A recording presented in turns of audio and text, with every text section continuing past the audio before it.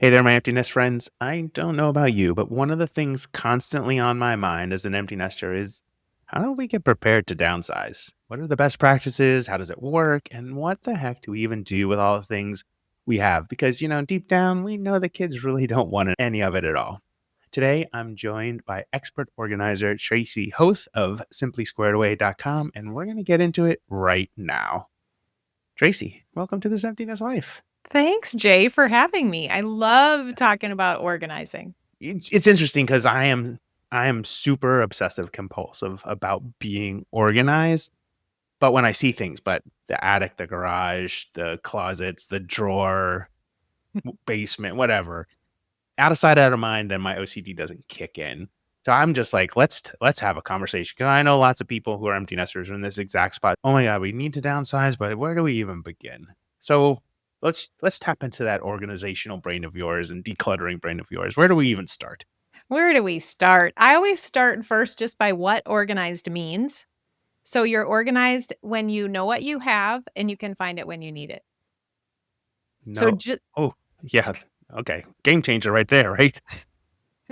Know what I that's what have and I where can think. I find it? Okay. Yeah, that's what I think. A lot of times we think it means that it has to look a certain way and it has to be extra special and color coded, and it really doesn't. And so once you have your shoulders can relax and you can just think, okay, do I know where it is and can I find it when I need it? I'm like, mind is racing right now, literally around my house. Do I know where it is? And because people move, right? They have circumstances that come up. I know for us, we lost a house in a fire, had a rental, bought a new house. And my mind is constantly like, well, I think I had it at some point. Yeah. And but I imagine regular folks who don't have those things happen move too. And how do you even like, I don't even know where to begin. I'm so glad we're talking, and I'm sure others are, but, like, where do you even start? Yes. So I think first to think about this is a project that you're going to do. And anytime you do a project, you have a start time and probably an end time that you want to get it done by. And you can break down, if you're going to downsize your whole house, you can break it down into sections. And maybe that's a little more realistic or less overwhelming of a start and end time. And then I always think you start by following the steps to getting organized. And I have an acronym for the steps. It spells space, and we can talk through that in just a minute. But when you first start in thinking about downsizing, take a minute just to look at your future self. Like, let's say in a year from now, in 6 months, whatever amount of time, and just imagine them with the project completed and just take down some notes. What does that look like? Where do they, are you in the same house? Have you moved? What size house do you live in? How much stuff do you imagine yourself you're going to move or you're going to keep? Just to get this really clear vision of what we're even going toward. Because when we say downsize, that could mean anything. And then you don't even know what your, like, what destination is in the GPS.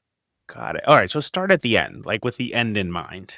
Yes. Look Alright, at it, imagine it. imagine it, let's say I was actually had talking to somebody before who is an entrepreneur who's RVing, and so we had some of a similar conversation about stuff and the overwhelm of stuff. So if we start with the end in mind, that person, the end in mind was an RV, and that's what they do, they travel the country in an RV. But what does it look like? And it's so open-ended for people. So Hmm. what if they can't even answer that? Is there like a halfway point for them where you advise them, "Oh, here's some place you can start with that." Is like even like for me, even a drawer that we can tackle. Like where that's where my brain goes. Yes. So there's no magic answer. So it would depend. Like if you can imagine the future and you know you want to move in 6 months, like I have a couple that's going to move in 6 months. And so they know the size of house they want. And now, as they're going through each room in their house, they know what they need to do. And one of the things we talked about was in each room, put a box of donate, a box that you're going to keep, and pack each room up individually with the things that you're going to keep, and then you know these things are gonna go into the guest room. You can be as perfectionist as that as you're going through things. So you're kind of packing up the things you want and then leaving some maybe things out if you're not sure, putting some donate stuff in that you're sure of donating.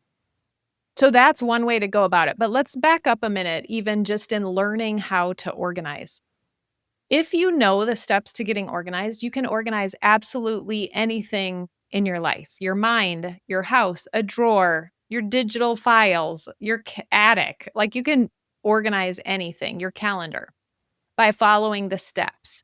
And in order to get good at the steps, break it down into small areas. Like you just said, a drawer. Grab your purse, do the front seat of your car, do a section of a countertop. Just pick an area and then follow the steps. So I have a 15-minute declutter challenge that you can download and follow these exact steps. It spells it out for you perfectly and walks you through exactly what to do. But the first step to organizing anything is to sort. Okay, that's the S in space. That's the S. Sort, Yep. okay. Yep. And the reason what most people do is they walk into a space and they're like, okay, I got to get rid of some stuff. And they first look at something and they're like, well, I don't know. And then they leave because it's too overwhelming. They try to make decisions. So, first step is to sort. Okay. First step, sort. You just put like items with like items. If it's a drawer, you take the things out of the drawer and put pencils here, office supplies here, paper here, Okay. Closet, it would be, suits jeans and jeans here. Yeah. and, PJs there and whatever else that you have in your closet. Okay. Yes. Yeah. Sort. All right. Next is P. What's that? Purge. Purge. And so I like in this step to there's a couple options. I like to choose my favorites. So if you do the favorites method, and I used to teach this to kids, like if parents are going to help kids do it, but then I'm like, well, this works great for parents too.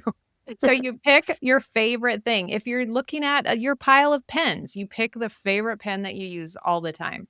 If you're looking at your jeans, you pick the ones that you wear all the time that are your favorites that fit. And so then you go to the other things. And then there's a list of questions like, have I used this in the last 6 months, 12 months?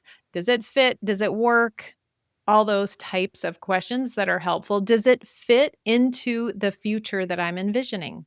Does it Mm, help me get to my goal? If so, keep it. If not, then you can let it go.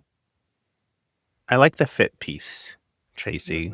Does it fit my body, but also does it fit my life, Mhm. like in a regular way? Because we all know people who have closets. I actually got my closet to a point where I think you would be like, oh, okay, Jay, you've done a good job with this closet. Oh, It is, I used to have a closet of double X and XL and large. And I was like keeping everything of, ooh, might need this at some point in the future if I get off this habit of exercise and eating. Oh, just hold on to it. But I've done away with that. And so I think that's what you're saying is like, does it fit into my life and does it fit into the space? Does it fit me? It's like almost a triangle of fit. yes, I Okay. love that. Yep, Feel free to use it and take it away. I will. Okay. So then the A, we sorted and purged. So now we know what we're keeping, and now we assign a home to it, assign homes. Ooh, a sign. I love it. And this part's a little bit of a puzzle. You're deciding where's it going to go? Can I access it quickly? Does it fit into a zone? Like if we have the baking stuff, all could be together. We have a reading zone that has everything we need for reading in our bookshelf and a basket of pens or whatever you need. But think about how is it fit in my Mm, life? And sometimes it's a little bit of a testing. You're gonna test it and see if you like where it is, and then you can always make changes to it. okay. So for people who are thinking about, downsizing, but they kind of have an idea of what they place, but they don't have a timeline for that. Like they could literally test and rerun the system again, Oh, right? for sure. Yes. Right? They could test it out and be like, "Oh, I'm gonna sort and purge and assign again." Right. And then also the C&E, but we're not there yet. Okay. Yes. Yeah. Yes, and you're gonna do this I think of it like an onion, and it has many layers. So the Mm, first time especially if you have a lot of stuff, the first time, you can get rid of 20% of it or whatever. It's just anything that's easy, and the next time you go through that space or that room, you get through a little more stuff, and then the next time you're like, "Why did I even keep this?" And you're able to get rid of that. So it could be this process, and there's not necessarily a rush unless you wanna move in 3 months. Then maybe you do wanna There's no downsize. timeline, yeah. Okay, so we've done the sorting, the purge, the assigning. Once you assign home, Um, the next step is to contain. oh, Now you know where it is, you know what it needs to help contain it, to help it keep it neat. You might wanna add some baskets because it looks good, but it also keeps it in space, in the spot. And the purpose of that is so that when it reaches its limit, you know to go back through the steps.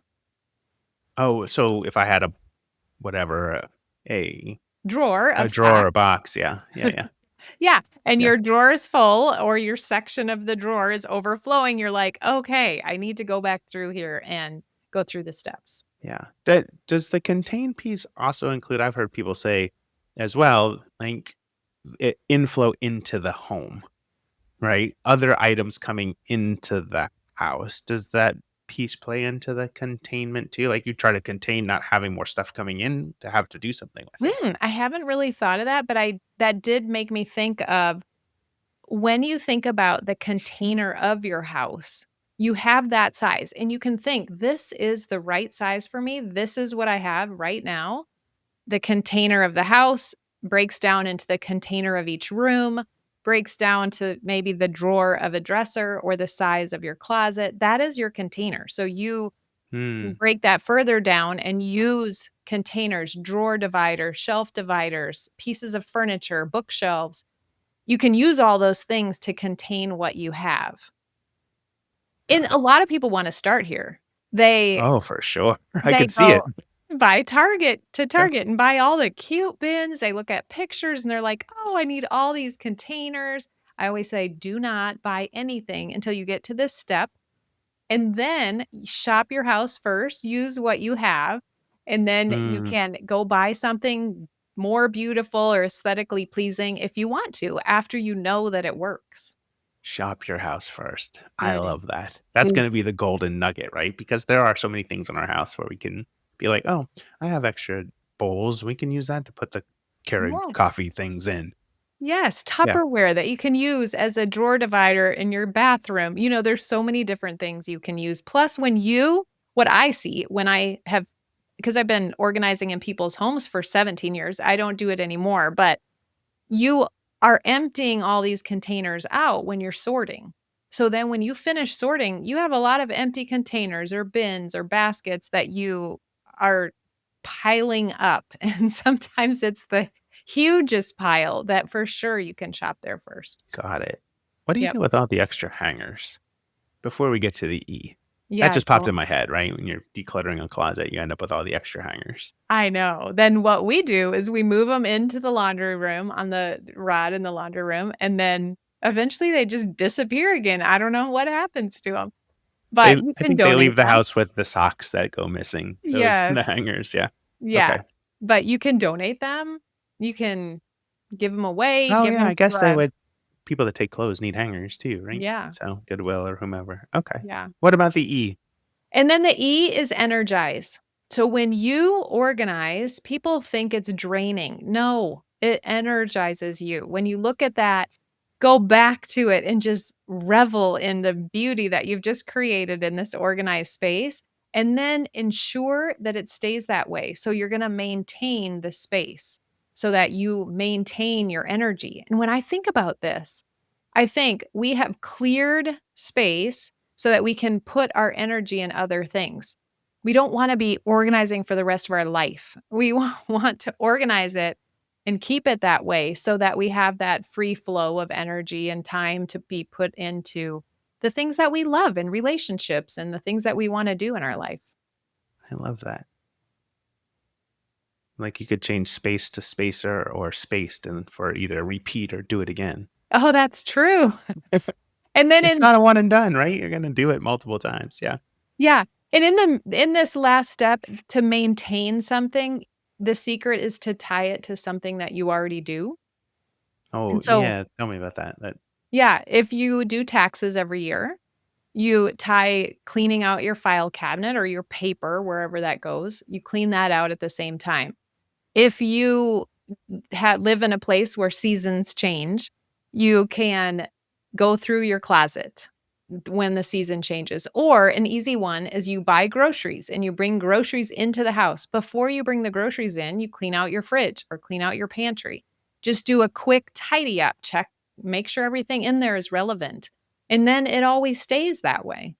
I love that. Yeah, I've started doing that with my closet. If I do buy new clothes, Oh, good then for when you. I bring the new clothes in, I have to take out some clothes that I don't use regularly. Well, That's where I've Jay, gotten to. Yeah.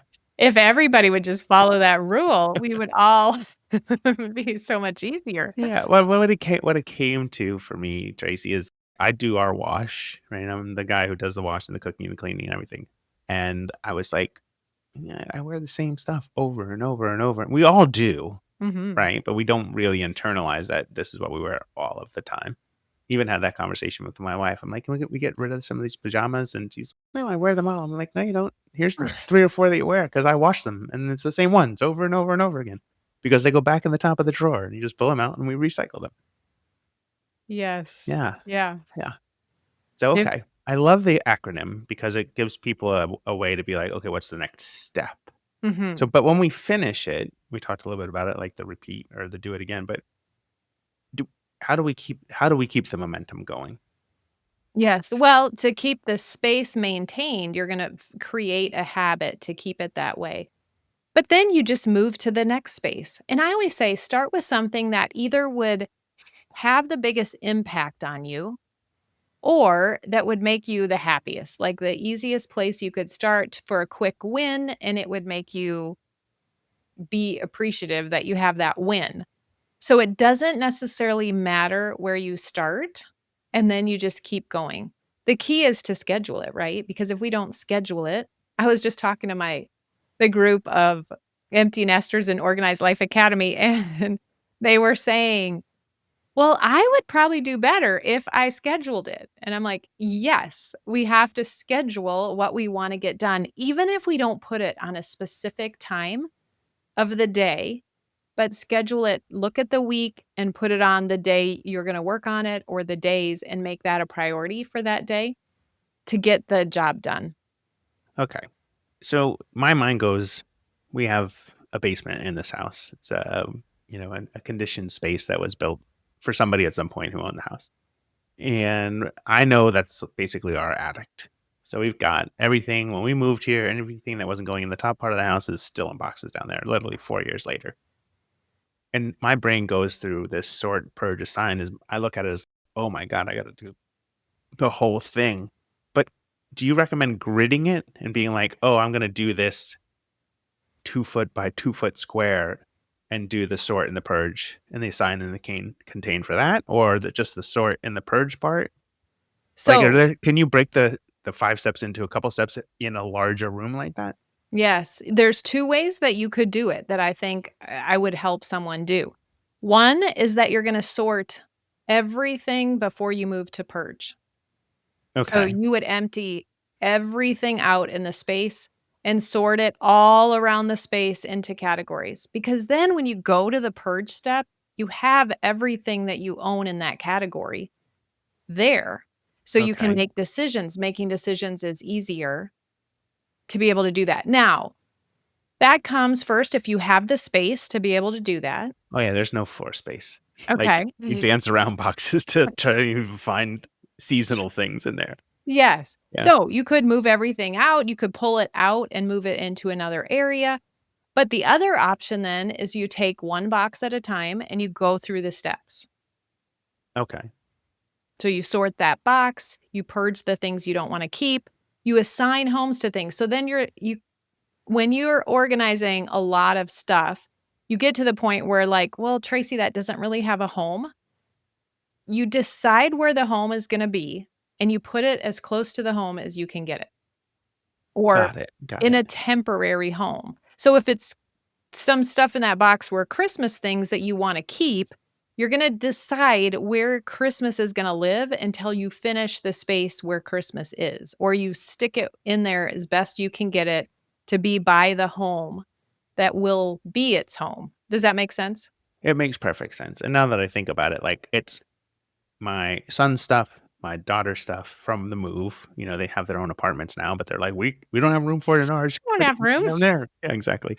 And then it's like kitchen stuff and seasonal stuff, and it's kind of sorted Uh-huh. from the box. Okay, so it's really more opening the boxes and Yeah. starting to organize it to purge that type of those types of things. Okay. Yeah. And when you think about that, one box could be the 15-minute declutter challenge. Like you could just Mm, take one box, do the steps on it, and then you'll have a free box. And then you take the next box and you follow the organizing steps and you get through one more box. And that could take just 15 minutes, 30 minutes, an hour once a week. And you could be moving through that stuff instead of looking at it like, oh, this whole space, there's so much stuff. It's so overwhelming. So I think it's helpful. And that's why I made the 15-minute declutter challenge so that we don't stay stuck, that we can get started and that we can break it down into little chunks. yeah. I mean, this is literally, and I think it's helpful for the listeners to hear an actual scenario, right? Because Yeah. their brain goes, "Oh, I have one of those," Yeah. and so my brain goes, "Well, these are all moving boxes, so I can't put stuff back into them because they're all old and crappy and decrepit Yeah. moving boxes." So then my brain goes, "I got to run to Lowe's and get a bunch of containers." What? No, Exactly. you That's are where my not brain. getting containers. No, wait until you know what size container you need.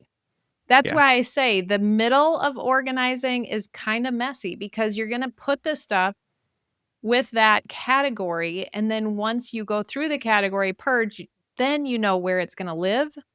And people that buy bought containers, a lot of times the containers don't even fit on the shelves that they have. So you have to wait and see, like, is it going to fit on this shelf in the container? I need to measure then. And now I know exactly what I need. Got it. Well, what if it's an attic? What if it's just a big space where containers can live free? Then Yeah. maybe you can start a container. Like, if you know that, here's an example. We have an attic space and our kids are in their transition years. They're kind of moving past that. My youngest is 21. But as they've moved out of the house, they've had memorabilia type stuff where we've cleaned their room out and they've had stuff. So we Mhm. do buy the big tubs with the yellow lids from Costco. And I bought some for each kid. And then we've been putting stuff as we find it into that category. So that is its home. And we know exactly we have free space. We don't have shelves. So we can stack those on top of each other. And when our kid moves out, then we can just give them the tub. So in that instance, we know where its home is gonna be, eventually their house. And we know that it doesn't have to fit on a shelf. So you're right. In that instance, buying a container for that to put things in as we gather them was helpful. Got it. Okay. Yeah. You just said something interesting, like sorting kids' stuff into boxes that they can take into their house. Mhm. What's the timeline for keeping that stuff? I know. I talk to so many people and they're like, "Well, we have our kids' stuff and they just don't have room at their apartment or their, whatever." And so I don't think there's any rule, whatever works for you. I mean, if you're downsizing and you run out of space, obviously you take it to them. Sometimes it's helpful for when the kid comes home, they go through it and they decide, like, what do I even really want to keep in here? After they've been away for a while, they come back and they're like, oh, well, do I really want this to live at my house? I don't think so. So then they're able to get rid of it more than they were when they got out of high school or When college. when they finished. Okay. Yeah. What's one of the biggest, I know you talked about it a little bit, it was in the steps, but what's one of place a couple of places people get stuck in the process? Well, it's so interesting talking to different people. Some people can make decisions. I'd say the biggest thing is making decisions, like keeping things because they meant something to their parents that they inherited, or they got Mhm. them as a Christmas gift. And it's wrong to give away gifts, or it's wrong to let go of family heirlooms. So they have a belief in their mind that's causing them to hold on to the item. That's where a lot of the breaking down your belief system and questioning it and seeing if you wanna continue, does that having that belief get you to the point where you're downsized, you're able to move into a house? And is it even true?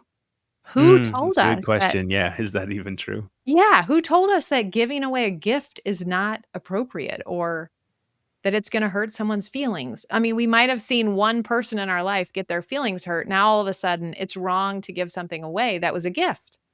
Yeah, it may be wrong to give it back to them as a gift, to be clear, but So, it's just breaking some of those beliefs down, but the decision making, I think people that have a hard time getting rid of stuff, it's that decision making is the challenge. decision making. Okay. What goes into a good decision making process, or is it unique to the individual? It's looking at where they wanna go and then what's keeping them from getting there. So, how much stuff do they wanna keep, and then how do you let something go? And it's looking at so if you one thing I've seen is that people are worried they're gonna need something. I might need Oh, that. that's the biggest. Yeah, absolutely. The biggest worry. Oh, I might need that. Yeah, Yeah. that's useful. I might need to use that for something. Maybe, but what else could be true? I might not need it. Like, I might never use it. Someone else could use it right now. They could be using it.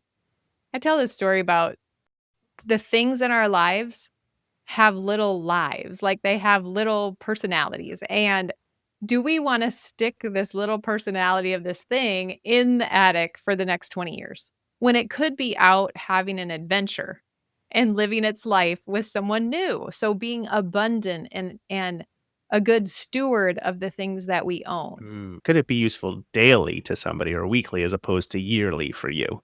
Yes, or every 10 years or Yeah. whatever, or maybe Every never. decade. Yeah. Okay. I Yes. like that thought process because that happens all the time. For me, even as the cook and the chef in the house, it's oh yeah. Like literally, I went downstairs to go find something the other day. I hadn't used it in probably 4 years. It's my KitchenAid mixer, but I needed it to mix some dough, and now it's Mm, in the kitchen. And so it's not in a proper place in the kitchen. It's just on the floor because we have a really tiny kitchen. But I use it more now because it's there. yeah, So it's out of sight, out of mind, or do you bring it into where you want it to contain, assign and contain, and have it be right. useful to you? And what could you have gotten by without it if you had given it away 4 years ago? Yeah, the recipe says you could hand knead the dough, but Ooh. we recommend, and of course, so it took me 20 minutes to find what box it was in downstairs. Yes, and so Yeah. we could, and a good question might be, what is the worst thing that could happen if you let this item go? You buy it again, probably is the worst. Yeah, or Yeah, you ask a repeat buy. neighbor to Yeah. borrow theirs. We used to borrow the I don't know, punch bowl, like, every year when we had a graduation, or this huge stock pot because I don't wanna buy a stock pot, but if I needed one, I just went to the neighbor and borrowed hers, Love it. Now you said your youngest is 21, right? right? So are you empty nesting? Are you close to empty nesting? We're Like, where are almost you? there. She just graduated from college, and then my other one's in her doctorate finishes in December, and so we're almost there. They've both been gone for a little bit, but then they're here at the They're here moment. now. Okay. Are you considering downsizing? And how are you gonna tackle that? And I know, we kinda started looking at houses and then realized, well, it would cost a lot more to move, and so then we think, but what excites me is to imagine that we're gonna move and go through every room of the house. In an Organized Life Academy, each month we have a area of the house that we are focused on, and so it's fun for me because I get to go in that space with a new eye each year when I do it and get rid of some more stuff and downsize some more things, and so it's been fun. But now I'm almost to the official point, I guess. Maybe it keeps coming and going, but I don't know. yeah, it keeps getting real, more real and more real. What Yeah. you mentioned it twice now. What is the Organized Life Academy? Oh, that's my one-year program where we go through every room of the house. We learn the steps to organizing and the mindset that you need to go with it, and we declutter and organize our lives. Oh, I love that. Okay, so it's yours. It's your group, Yes, yes, it's Organized my Life group. Academy. It's been in it's in its 5th year. 2026 will start its 6th year.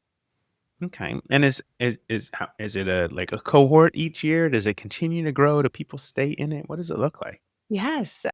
You can join anytime now. I just switched that. So you can join anytime. The first 4 weeks are the organizing boot camp where you learn everything you need to know. And then you jump in and work with us. We have calls each week. People have stayed in it, I think, more because of the community. They love the community. We have a live event every year, and they just know each other. They keep working. They keep downsizing and have new goals each year. Like someone's goal one year might be to downsize and move, but then the next year it might be just to go through and get their closet more organized or get their photos organized. This last month was photos, so we worked on our photos. So just I depend on love your it. goal and what you want to accomplish. That's amazing. Wait, it just popped into my head too, right? We're talking about empty nesting, we're talking about downsizing and organizing, but another aspect of that is being the in between our kids launching and then our parents Yeah. kind of declining. And my brother and I have just gone through that and we moved them. And so we did the whole downsizing thing for them. But also, you end up with the records. Is that something that you help people with too? Is like organizing things digitally for, basically end of life type of things? I can refer them to people. Like we just had a woman come in and teach us. I have expert guests. So we had her, she came in and taught us about organizing your photos, Hmm. paper photos, and she's doing a digital photo class for us, and we can find resources for those things, and we talk through it a lot. Like, one of the women in our group, her dad just died, and I remember calling and say or messaging her and just saying, "What can I do for you?" And she said, "Tracy, just please make sure you keep telling people, don't leave your kids a mess. Don't leave them all this stuff to go through. Start now, start when you can, and take action to get it to where it's, uh, not a mess, I guess, a legacy for A your kids." legacy. Yeah. Yeah. So good. I appreciate that. Yeah. That my parents are both still living. We moved them from a two-bedroom house into a two-bedroom apartment. And Uh-huh. we still have bosses. My brother has done a great job kind of getting through them, but there's still some remaining, but Yeah. it's like so much less so than what it had been. And Yes. so it's for us, it's like just a big relief to be like, we don't have to worry this in a time of grief. Yeah, Yeah. exactly. And we're also in there, we create a life and death binder, which has everything you need to prepare, like to leave if something were to happen to you. So people know where to find things. And in 2026 too, I'm revamping that whole program to make it like 12 sections, and you can do one section at a time to actually like really get that done and have it done. But we've done that in the past, and, like, it's so neat seeing our oldest member is 92 years old, and she has all that ready if something were to happen to her, and what a gift for her Wow, kids that to is a have that. gift for Yeah. sure. And that's inside the Organized Life Academy. Is Yes. that there? Mhm. Amazing. Sounds like a fantastic opportunity for people who may be listening to go check it out. So we'll make sure that we get it in the show notes for Yes. people to see. And that for me, this conversation has been so enlightening. As someone who likes to be organized, I say that I look around, I'm like, I've got piles of things here I need to get, but I like organization. So Yes. it's like even when you feel like you're organized, there's even more that you can do. It sounds Right. There's always stuff we can do, but if it has a home and you can find it when you need it and you can clean up quickly, you're organized. And I always tell people too, if you can find things 80% of the time that you have, I mean, that's good. That's good enough. You don't have to spend your life um, organizing unless you love to, because we want to be living, yeah, not necessarily organizing. yeah, But for the people who have the perfectionist tendencies, they want it yes, to be perfectly organized as opposed to, organized well enough. yes. Perfect. What is one thing you've learned about yourself teaching other people how to be organized? Mm, that I experience some of the same challenges and that I'm not, I don't know if the right word would be anally organized. I am down to earth organized. Like, I don't want to decanter everything into perfectly matching. color coded everything. I just want to know what I have and find it when I need it, and that's good enough. And then I want to be doing other things. I love that you said down to earth, organized. It takes the pressure off. Yes. Yeah. Yeah. Yeah. I'm a normally organized person. Yes. Yeah. Yes. I love it. So good. So good. Tracy, thank you so much for being here today. I think this episode is going to be phenomenal for folks. It's just such an enlightening conversation, and hopefully somebody finds the spark to start to declutter and to get ready for what comes next in their empty nest life. And hopefully some people will come over and join the Organized Life Academy if they feel like they can't get jump started themselves. Yes. Jay, thanks for having me. And do the 15-minute declutter challenge. Start there and then see where you go from there. Absolutely. We'll throw those into the show notes as well so people have both and can kind of get rolling with it. So Yeah, I thanks love it. again, Tracy.